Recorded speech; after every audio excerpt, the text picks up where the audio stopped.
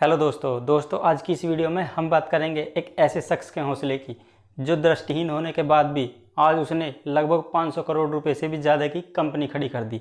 जी हाँ दोस्तों, जानेंगे डिटेल में सब कुछ आज की इस वीडियो में। अगर आप चैनल पर पहली बार आए हैं तो हमारे चैनल को सब्सक्राइब करने के साथ साथ वीडियो को लाइक और शेयर भी ज़रूर करें। दोस्तों ये कहानी है हैदराबाद के रहने वाले श्रीकांत बोला की। श्रीकांत बोला बचपन से ही जब पैदा हुए थे ये दृष्टिहीन थे, ये देख नहीं सकते थे, लेकिन फिर भी इनके माता पिता ने इनको पढ़ाया लिखाया। हालांकि इनके माता पिता की आर्थिक स्थिति अच्छी नहीं थी। इनका परिवार केवल 1600 रुपये महीने ही कमा पाता था और 1600 रुपये में घर चलाना ही अपने आप में एक बहुत बड़ी बात था, तो इनको पढ़ाना लिखाना तो बहुत दूर की बात थी। हालांकि काफ़ी आस पड़ोस के लोग भी इनको कहते थे कि ये आपका लड़का दृष्टिहीन है, देख नहीं सकता, ये क्या ही भविष्य बनाएगा, इससे तो अच्छा है इसको जहर की गोली दे दो या इसको मार दो। और ओबियसली हमारे समाज में होता भी ऐसा ही है। किसी के यहाँ पर अगर कोई भी विकलांग व्यक्ति होता है तो लोग उसके बारे में ऐसे विचार हमेशा रखते हैं, लेकिन उनके माँ बाप ने उनके बारे में कभी ऐसा नहीं सोचा और श्रीकांत बोला को अच्छी से अच्छी शिक्षा देने की कोशिश की। और श्रीकांत बोला भी पढ़ाई लिखाई में काफ़ी अच्छे थे और 10वीं में इन्होंने अच्छे मार्क से पास किया। लेकिन जब ये 11वीं और 12वीं में आए तो वहाँ पर भी लोग स्कूल में इनका मजाक उड़ाते थे। बच्चे इनको हमेशा पीछे बैठाया करते थे, पीटी की क्लासों में भी नहीं जाने दिया जाता था। तो बेसिकली इनका जो बच्चों की पढ़ाई होती है उनमें ही इनको काफ़ी ज़्यादा चैलेंजेस फेस करने पड़े थे। लेकिन इनके चैलेंजेस यहीं ख़त्म नहीं हुए थे। इनको फिर 12वीं में एडमिशन मिलना भी काफ़ी मुश्किल हो रहा था। कोई भी स्कूल इनको एडमिशन नहीं देता था। हर कोई स्कूल चाहता है कि उसके यहाँ के एकदम अच्छे और परफेक्ट दिखने वाले बच्चे पढ़ने चाहिए, इसीलिए वो इनको एडमिशन नहीं देते थे। लेकिन इनकी शिद्दत और पढ़ाई की लगन को देखते हुए एक टीचर ने इनका साथ दिया और उन्होंने इनकी पढ़ाई लिखाई को लेकर कोर्ट में अपील दायर की कि जिससे कि इनका एडमिशन स्कूल में हो सके।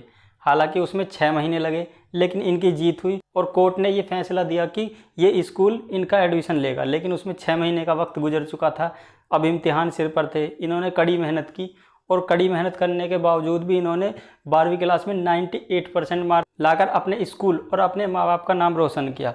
वहीं से फिर इनको एक अपना विज़न दिखाई देने लगा था कि अब मैं पढ़ना चाहता हूँ और पढ़ के अपना कुछ बिजनेस करना चाहता हूँ। और फिर ये देश के पहले ऐसे शख्स बने जो 12वीं में 98% मार्क्स लाया हो और वो दृष्टिहीन हो। इसका रिकॉर्ड भी इन्होंने अपने नाम किया। फिर इन्होंने सोचा कि अब हायर एजुकेशन प्राप्त की जाए। हायर एजुकेशन प्राप्त करने में भी कोई भी ऐसा इंस्टीट्यूट नहीं था जो दृष्टिहीन लोगों के लिए पढ़ाई का इंतज़ाम कर सके। फिर इन्होंने अपने लिए कुछ ऐसे ऑप्शन तलाशे जिसमें दृष्टिहीनों के लिए अच्छी से अच्छी शिक्षा प्राप्त की जा सके और फिर इन्होंने MIT में एडमिशन लिया। फिर इन्होंने MIT से अपनी ग्रेजुएशन की डिग्री पूरी की और ये फिर अपने दिमाग को बिजनेस की तरफ शिफ्ट करने लगे, जिससे कि अपना खुद का बिजनेस खड़ा किया जा सके और जो माँ बाप की आर्थिक हालात ठीक नहीं थे उनको आर्थिक हालात भी उनके ठीक किए जाएं। हालांकि ये सब चीज़ें सोचना बहुत आसान है, लेकिन इसको इम्प्लीमेंट करना बहुत ही चुनौतीपूर्ण होने वाला था। और फिर इन्होंने MIT से पढ़ाई पूरी करने के बाद अपनी 8 लोगों की एक छोटी सी टीम बनाई और अपना छोटा सा स्टार्टअप चालू किया।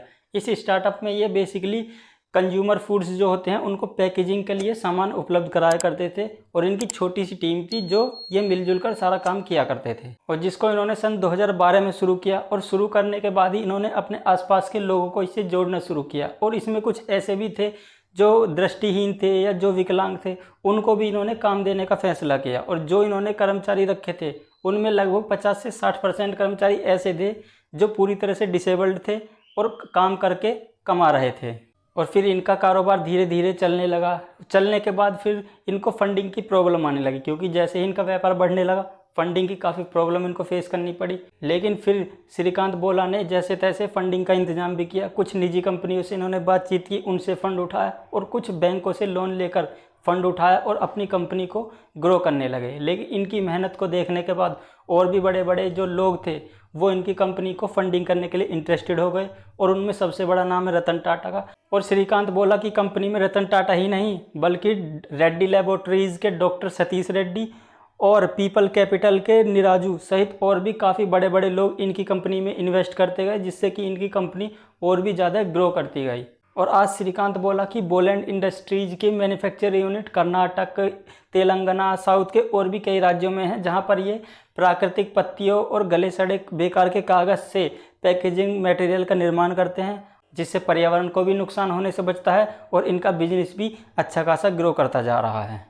आज इनकी कंपनी में लगभग 450 से भी ज़्यादा कर्मचारी काम करते हैं और लगभग 1500 से 2000 लोगों को ये इनडायरेक्ट रूप से रोजगार देते हैं, जिससे कि आज इनकी कंपनी लगभग 500 करोड़ से भी ज़्यादा की हो चुकी है और जो लगातार ग्रो ही करती जा रही है। और श्रीकांत बोला अपना role model doctor APJ Abdul Kalam को मानते हैं और इन्होंने उनके साथ मिलकर लीड इंडिया प्रोजेक्ट में भी काम किया हुआ है, जिसमें भी इनको काफ़ी सराहना मिली थी।